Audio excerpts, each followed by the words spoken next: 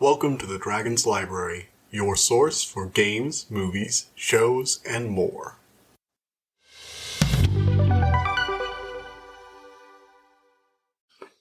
Hello everybody, welcome back to the Dragon's Library.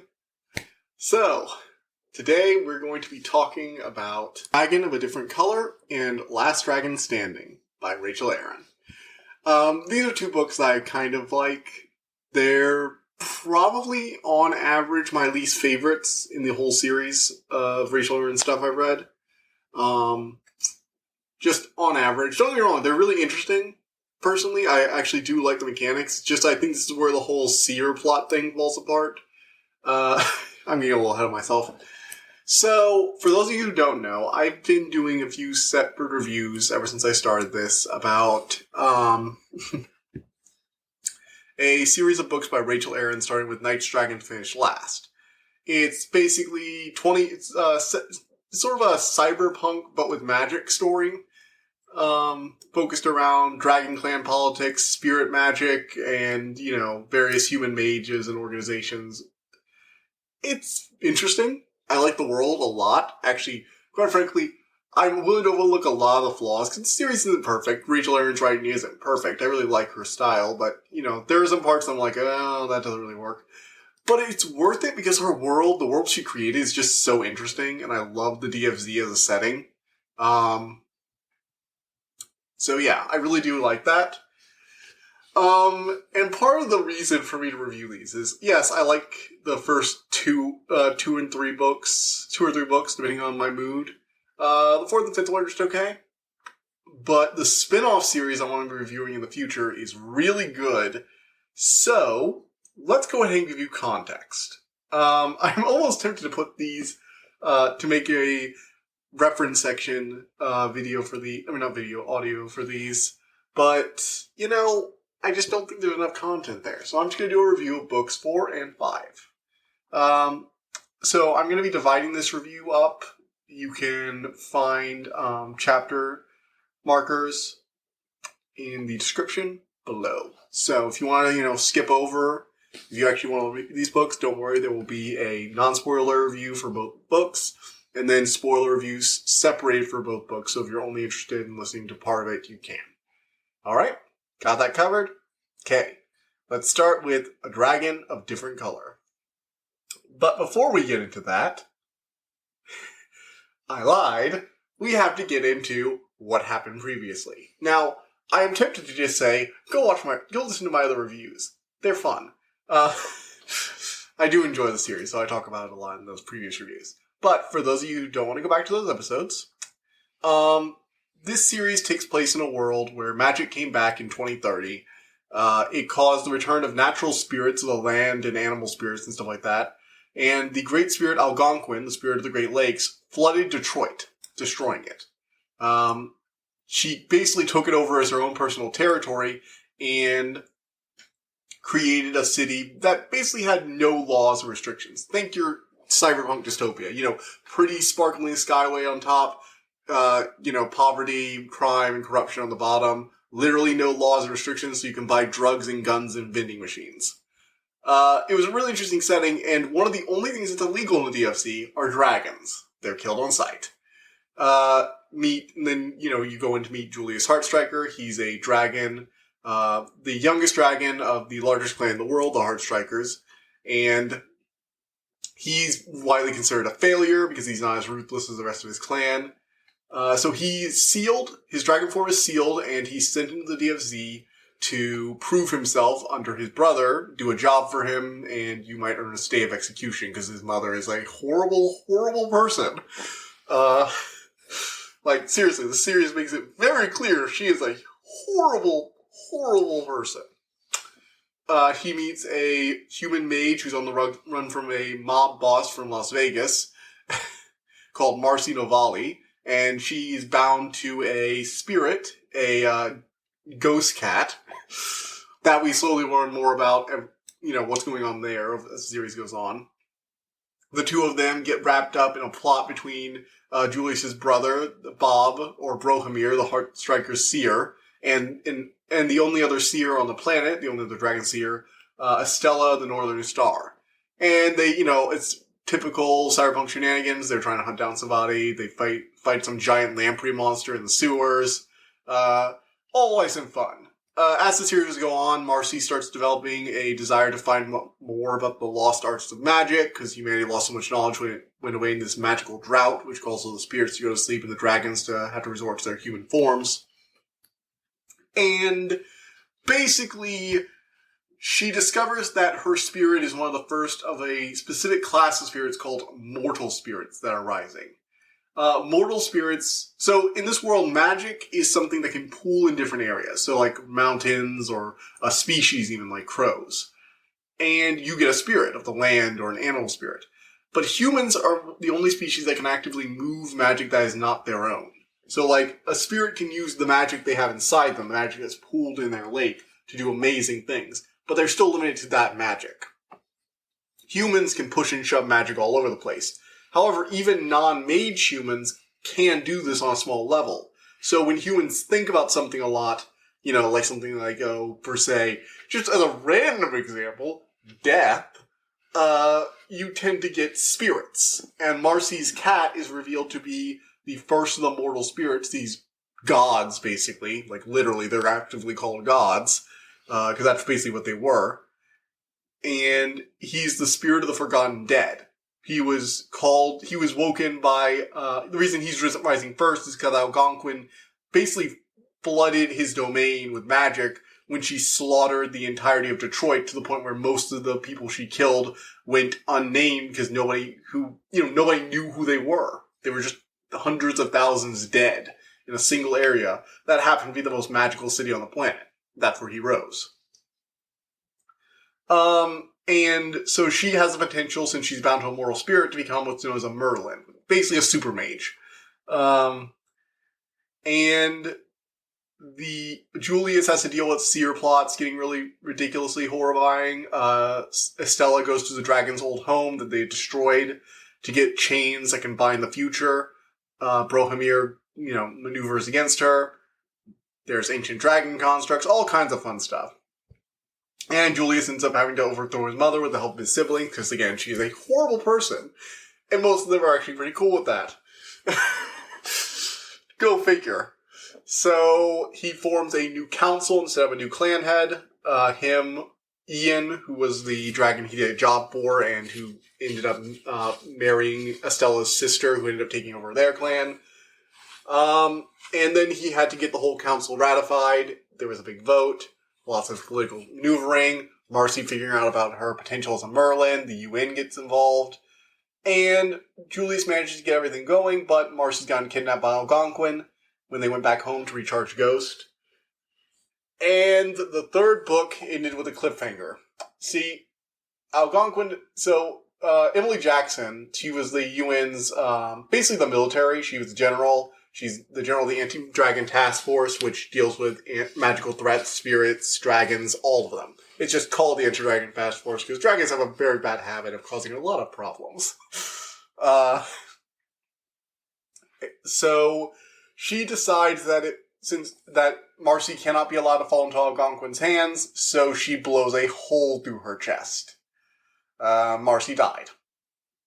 But Ghost decided that, I'm a death god, so she grabbed her soul as she died and vanished into the darkness.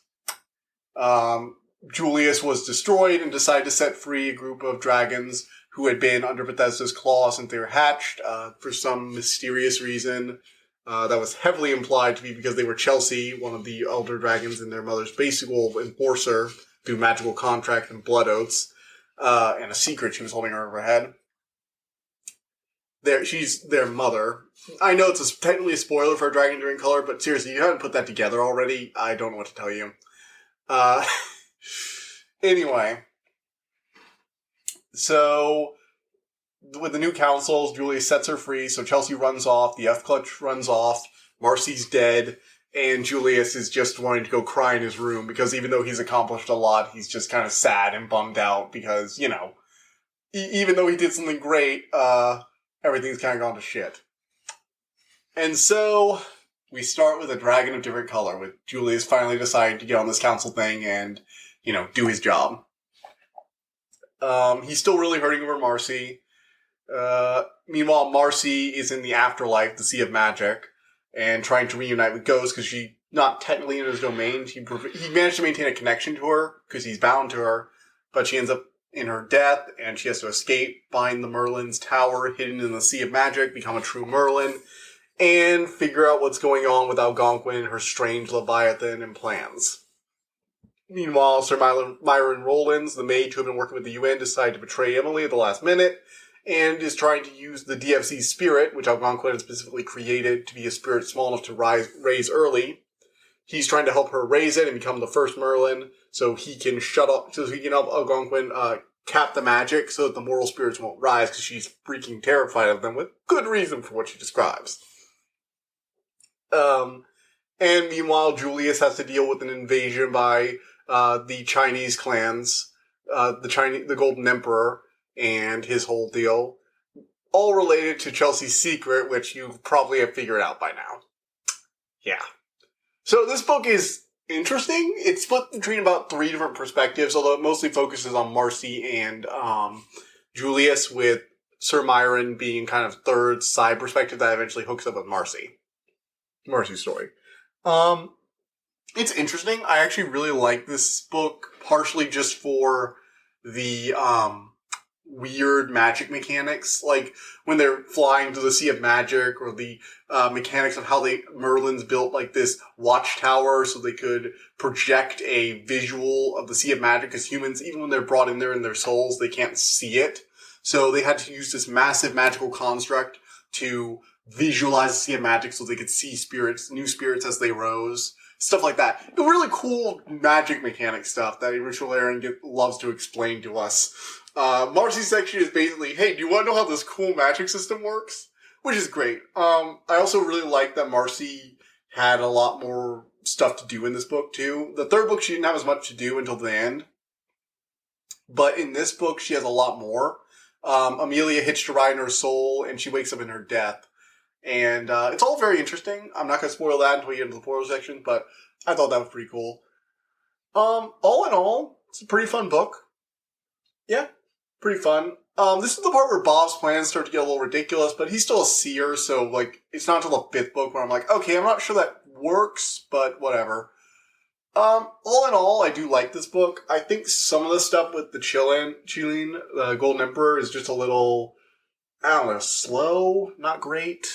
Like, it's probably like, don't get me wrong, I kind of like Xian as a character. He's fun. I think he's kind of interesting, just like the way his powers work. So his whole thing is that he's ridiculously lucky. Like, basically, the future bends to his will. Probability warped. He has probability control, but he's subconsciously controlling it. So he basically gets anything he wants. The universe basically tries to give him anything he wants.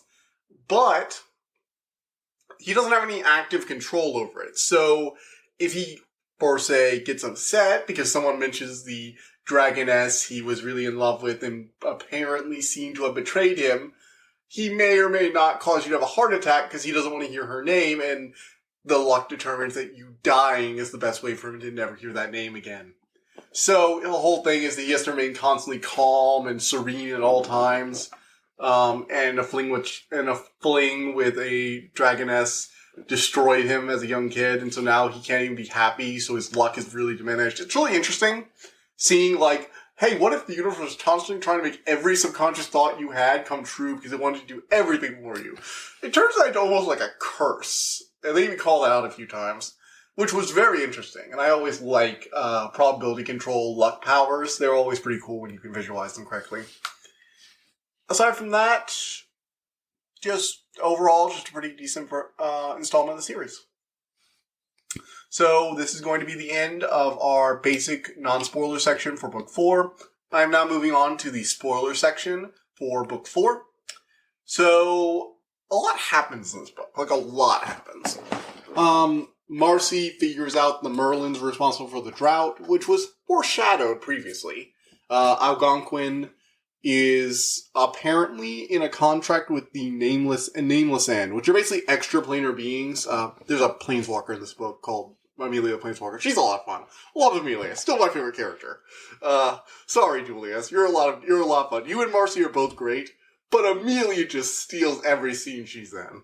Love her. Anyhow. So they're basically just extraplanar beings that exist outside the bounds of normal realities, and whenever a world or universe dies, they go in and eat the decaying plane so that they can apparently play a part. They basically play the part of decomposing dead universes. Which is interesting, actually. I really like that.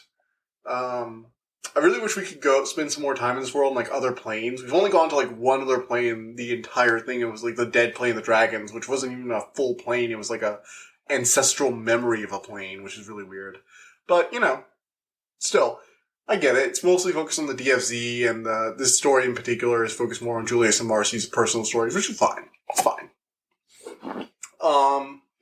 Algonquin really comes across a lot more desperate in this book. Like, one of the things I really like about this book in particular is it really convinced me that Algonquin was desperate. In every other appearance with her, she's been in control. She's been looking down upon the humans as, oh, I'm just playing you all. Like, she played a Dragon Seer. Okay, for those of you who don't know, Dragon Seers can have a limited perception of all possible future choices to a limited group of people. Usually they're those they're close to, or those they force a connection with that are at the very least neutral to. They can seem to have they're basically semi-omniscient. Okay? You don't win against Dragon Seers unless you're also a Dragon Seer. Like, even, like, big-time spirits, and even, like, Ghost doesn't like messing with Dragon Seers. Like, you don't screw with them. And Algonquin played Estella in the second book. She played her so hard and used her as a way to draw out the three sisters and harvest their magic. That was amazing. But she comes across as a lot more desperate. She's terrified of the world being taken over. She hates humans, and she's terrified of what they'll do to her if she's sent back to sleep. What they did to her lakes while she was gone. And what if the gods come back? What if the mortal spirits rage out of control? She can't just kill all the humans. Even if they died, it would take millions of years for the crevices they dug into the magical landscape to disappear. Millions of years for the gods to stomp all over them, destroy and wreck the world that she thinks was once so pure. There's even... God, there's so much for it. It's so much fun. There's even a moment near the end where Raven even just says we can never go back. Because apparently it was Eden for the spirits. Before humans came along, spirits were basically, they were the only sentient creatures. All they had to do was worry about protecting their lands. And then humans came around and made things more complicated. Raven chose to kind of embrace them. Algonquin chose to shun them. And it is interesting seeing the Leviathan play her. Because because this is basically just like a plane eater that got greedy and wanted to eat a plane before it was ready. So Algonquin let it in under the premise that only if she absolutely failed would it be able to eat the world. And even then, it would only eat down to the bedrock. It would leave the bedrock. It would leave the earth. The physical material of the world. It would eat almost everything. It would kill every spirit, dragon, or an animal on the planet in our universe. But the earth would be left. The magic system, it would leave us with just enough magic for the system to recover. Now, she has no reassurances will do that, but as a last result, she sees herself as a martyr, wiping the earth clean for a new race of spirits to get it right this time. Which, I see where she's coming from. Personally, I get it. Like, as a spirit of the land, she probably sees herself as like a martyr doing this, for the better from the world. And it really is heartbreaking at the very end when Raven is pleading with her to come back and she just says no. She implodes on herself. She offers her magic to Leviathan. She shatters the Merlin seals, releasing all the magic, and the Leviathan begins to feast on her. And she just gives up. It's actually really sad for a character who had always been portrayed as just so villainous.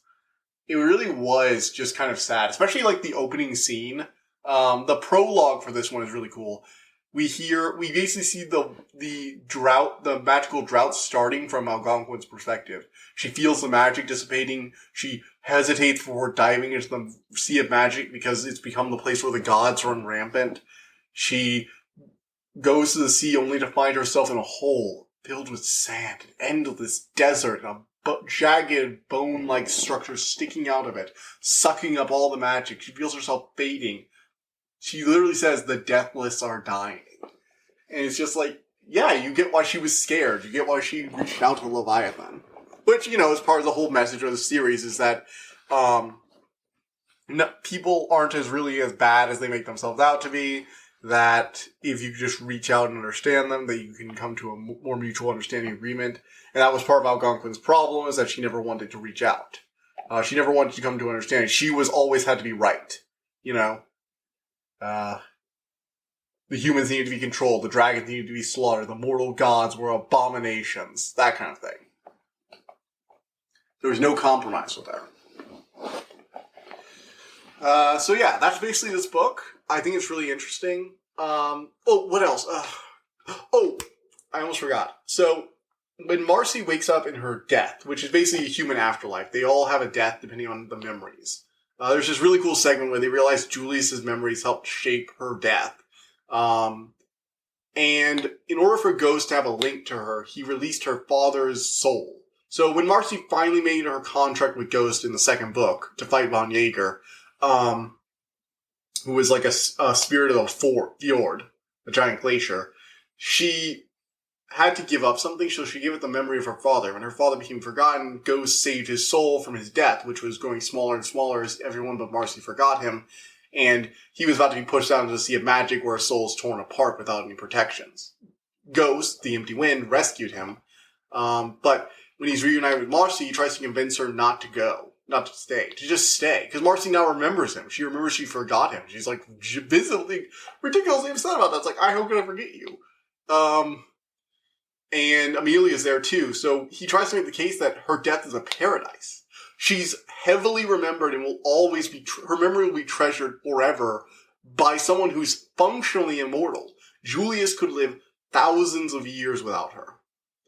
And her death would be sustained by his memories. She wouldn't have to face any form of other afterlife from any of the other gods or even the Empty Wind himself until long after Julius died.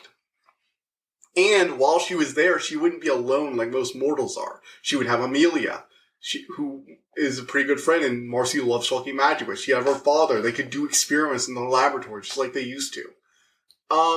Her death is basically the best any human could ever hope for in their world. But Marcy decides, no, I have to do this. I have to finish through. I have to get back to Julius. I have a life to live. And her father is willing to help her. He goes back to the Empty Wind, even though he finds the gods scary, and Marcy is reunited with Ghost. They go to the Merlin Tower. They have this whole adventure with a magical construct left behind a guardian who thinks they're unworthy. It's not until they release the DFZ from Myron's control, because he had bound in chains to do it. The Heart of the World left her in because, moral spirits and mages are supposed to work together as Merlins, not, chains and all that nonsense. And after that, it was just a simple matter of trying to stop Algonquin. They tried to trick her with Myron, make her look like Myron had capped the magic so she would release the Nameless End. Because after that, they could slowly allow the magic to return. They could build a school for Teach Merlin so they could basically train Merlins to prevent them from getting overwhelmed. That was the problem. The gods ran rampant. There were only a handful, a few dozen Merlins at any one time. And the world just got overrun. So Marcy's plan was to allow the magic to come back slowly, to have a group of mages trained and ready to become Merlins, so that it wouldn't happen again. And it was all very interesting. I liked a lot of the personal dilemmas and stuff like that. The idea of what to do, whether or not to shut up the magic. And it's clear they're not going to shut up the magic, but the answer is, how do we do this properly? How do we do it right? And and Marcy doesn't just take charge. Even though she has complete control over the heart of the world, she makes the point that, yeah, I could just, force us to do it this way, but I can't, because this is a decision that the entire world has to make. and the Merlins already made a mistake last time when they shot the magic and didn't tell anyone, and so all the spirits got went crazy, and this is what led us to Algonquin wielding a world-ending threat that threatens to eat us all right now. You get some more fun with Raven, who's also a fun character. I love his interactions with Amelia. Apparently they dated at one point, which is just so bizarre. It's like the planeswalking dragon dating the spirit of ravens. They do have a really good chemistry together, though. It's like, I can clearly see, it's like, yeah, I can see how you two dated. It's a lot of fun. I really do like these characters. Like, that's one of the things I really have to give Rachel Aaron, is that she creates such interesting and likable characters that even when the plot gets a little crazy or insane, or like, I'm not sure that tracks, I'm like, but these characters are a lot of fun, so I don't particularly care. That's what I'm saying. These aren't like masterpiece books or anything like that, but they're a lot of fun, and I think they're better than a lot of other things that come out. So, try them out if you're interested. Okay, so that's book 4. We're moving on to the non-spoiler section of the review for book 5, Last Dragon Standing. Alright, so this book is the final battle, people. I wish I could explain it. I wish it was more than that, but like, that's basically what this book is. It's the final battle as an entire book. Actually, I love the description for this book on like all the stores. It's, dear reader, there's no way to write a blurb for this book without spoiling everything, so sorry. But I'm going to try it. So I'm going to assume you all have at least a basic understanding of book 4. All the magic was released. The Leviathans eating Algonquin, and they're trapped inside Julius and Marcy's house while a magical storm goes on. Cue book. So, Bob's plot finally comes to a head. This is big seer plot to try and save the world. And himself, because again, Bob is Bob. He's still a selfish a-hole a lot of the time. But he's a bit nicer on average than most dragons, so, he'll also save the world in the process.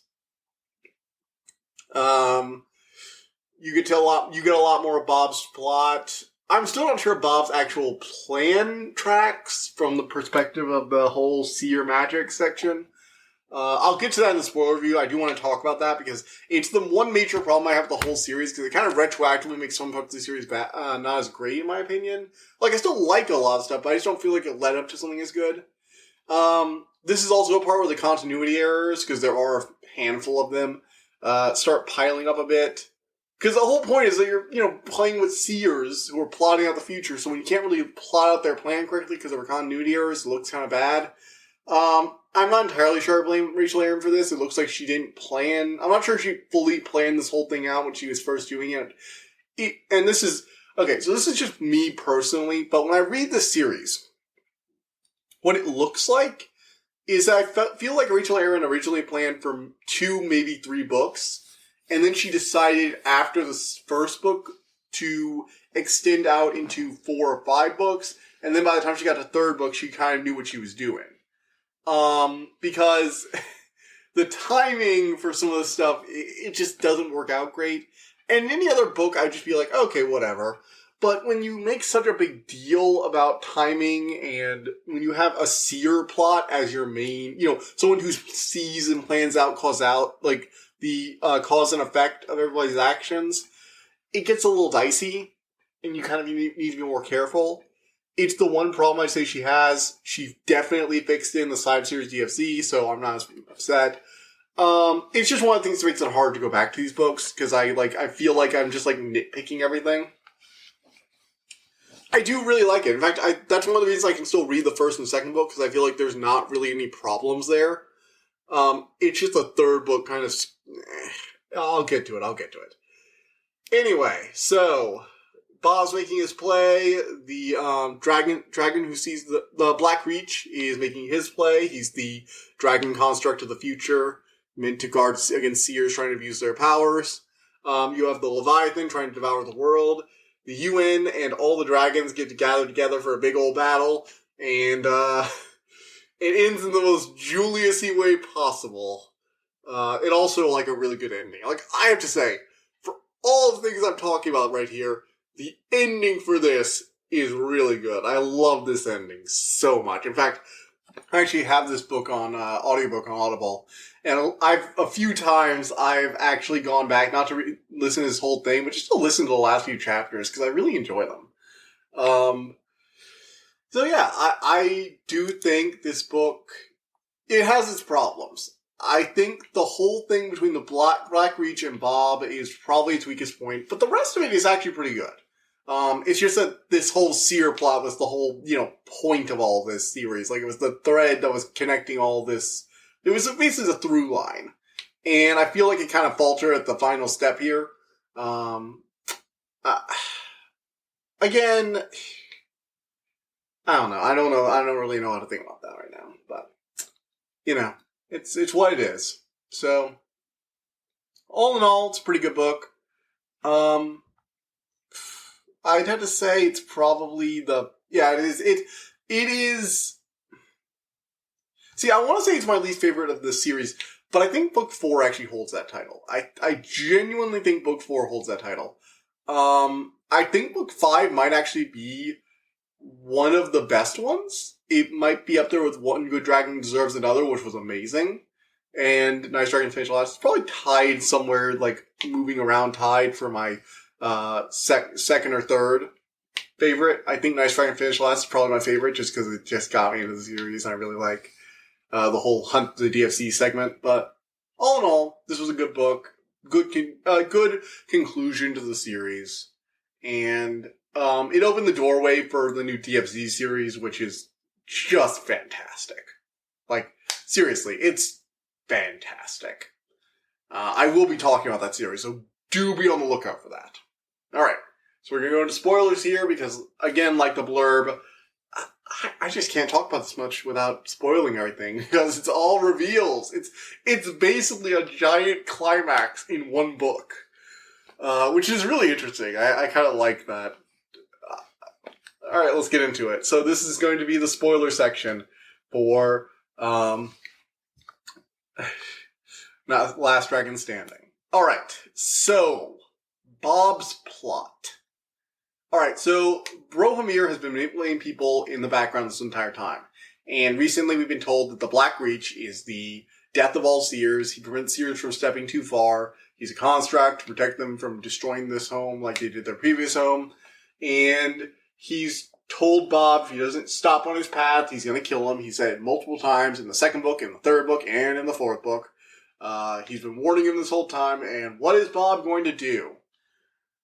And this is where it falls apart. So, Bob was planning on using a Nameless Inn, specifically the Nameless Inn that destroyed their home plane by offering Seers the ability to create the chains that bind the future, to bind the futures of every dragon clan, which he has managed to route basically all through Julius's negotiations. He's connected Estella's, the three sister, daughters of the three sister, the Heartstrikers, and the Golden Empire, which on their own account for a massive percentage of the Dragon Clan, and through their alliances account for basically every dragon on Earth.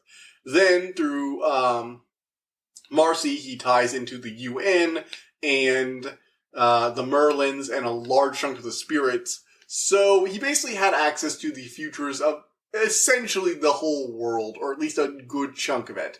And by paying all their futures, he could essentially buy the survival of dragons. Not humanity. No.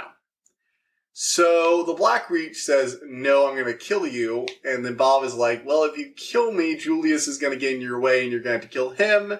And you've been waiting for a dragon who would stop all these petty clan fighting forever, and I basically set that up. So his plan was, this is his obvious plan. And his actual plan, as a result, which to the Black Reach just looked as an incidental thing, was creating a dragon the Black Reach couldn't kill, Julius. So the Black Reach is really sick and tired of all this clan fighting BS, because he's sick of watching the species he was created to protect destroy itself over and over again. And Bob realized that he's been looking for a dragon who could unite the clans, or at least maintain some level of peace. And Julius, was a dragon who Bob helped to cultivate, to a certain extent. He helped to push him in the right directions, and basically turn him into the type of dragon the Black Reach would go to extreme lengths, including, basically going against his own programming, which should be absolute, in order to keep him alive, since Julius kept getting in the way of him killing Bob. So he decides to let Bob live. But since it had been absolute that Bob was going to die if he went down this path, and he did go down the path, this caused a paradox even before Bob did his actions, because the Black Reach was going to kill him before he could act. So when the Black Reach decided not to kill him, Bob, who had always seen this point as his death, and any futures without it had only been ones where he didn't do it, not where he just chose to listen to the Black Reach's warnings. This opened a bunch of new futures where he didn't listen to the Black Reach's warnings, but he survived, which allowed him access to a whole range of futures that he could hopefully find a solution in. That was his plan. And it is convoluted, completely insane, and I'm not even sure that works, because how does it create a paradox without the chains? I thought it was the whole point. I guess maybe because the Black Reach, he couldn't view the Black Reach's future, so the only decision was the obvious one, and thinking about Sierra plots hurts my head. I got Estella's plot, okay? I understood it. And her whole war with Bob. I got that, but this is just too much. I'm sorry. It's a little too overly complicated, even for Bob, and that's saying a lot. Anyway, after this, they get the UN together with the dragons. They start burning the Leviathan's tentacles, because he's currently made of magic. So they burn him away, trying to prevent him from absorbing the rest of Algonquin, because once he finishes eating Algonquin, he gets to enter the plane and eat the entire world. Now, of course, this is just a distraction while they set up a different plan. See, Marcy is planning a banishment, but not a draining banishment, a hammer banish, where you basically take a cubic amount of magic more than you need to crush, and you use it to, I guess the analogy is, throw a rock into a small puddle and splash all the water out. You basically pop a balloon that is the spirit. And since he's made of Algonquin's magic, he basically operates like a spirit, but they're not really trying to get rid of him, they're trying to get rid of Algonquin so that the Leviathan will be forced out of the realm. Marcy has to get all the spirits together, and, she has to convince the moral spirits and the animal spirits and the spirits of the land to all help out. She manages to convince them, and she literally at one point basically takes the entire magic of the whole earth, and the best way to describe it is that she pushes the boulder on the Leviathan's head. It was an awesome scene, an accumulation of all of Marcy's, growth over the years. And of course it didn't work, because we need to have a Darkest Hour here. And Julius is actually the main character, so. Marcy is still a badass. So, being the first mage in all of history to attack someone with the entire weight of the whole world's magic, which was amazing. That whole scene was really cool. That whole describing the entire world screeching, "Get out!" Well, it was great. But, so that didn't work. So Julius, who's been saying, hey, we need to try and talk to Algonquin, because she's the one who started this, she's the only one who can get rid of the Leviathan. And now with this plan failing and the all is lost in the moment, they decide to make a desperate grasp. The Black Reach helps them breach into the Leviathan. Julius and Marcy and Ghost go inside there to talk to Algonquin and try and convince her. And this scene is so good. This might be my favorite scene in the entire series. Just Marcy, Ghost, and Julius talking with essentially the villain of this entire thing. Although you could argue the Leviathan is more of the villain than Algonquin. She's a bit more sympathetic. But she's the one who's been saying all the major things. She sent Von Yeager after Marcy. She was the reason Julius was so scared in the first book, because he was afraid of getting caught by her. She caused the major problems in the third book by killing the three sisters. She caused the Chillin's invasion of Chillin's invasion of the Heartstrikers. She's caused all of this. And it's basically just, hey, this is about people talking through things. So her, Marcy, Julius, and Ghost have a talk. And they try and work through Algonquin's issues, but it's too late. Algonquin is already infected. Even here, the Leviathan's tentacles pierce through every ounce of her water. But she finally admits that she wished she had talked to someone like Julius years ago. Julius had managed to convince her that if she had just been willing to work together with them, they could have helped to build something better. And she says she regrets it. But it's too late. So Julius without telling anyone, because he doesn't want to let the Leviathan know, eats Algonquin. She gobbles up the last bits of her water, and he tells her to flow out through his blood, while he keeps the Leviathan's tentacles contained inside of him using his own fire. And Algonquin is stunned, but she understands the situation is desperate, so she flows out with his blood. He tells her, there's still some of your water left in the lake. You have a chance now. Take Marcy, take Ghost, and leave. And he stays behind as the tentacles devour him from within. And that final scene of just, and so Julius Heartstriker, the nice dragon, died. It was just, it was just like, no, Julius, no!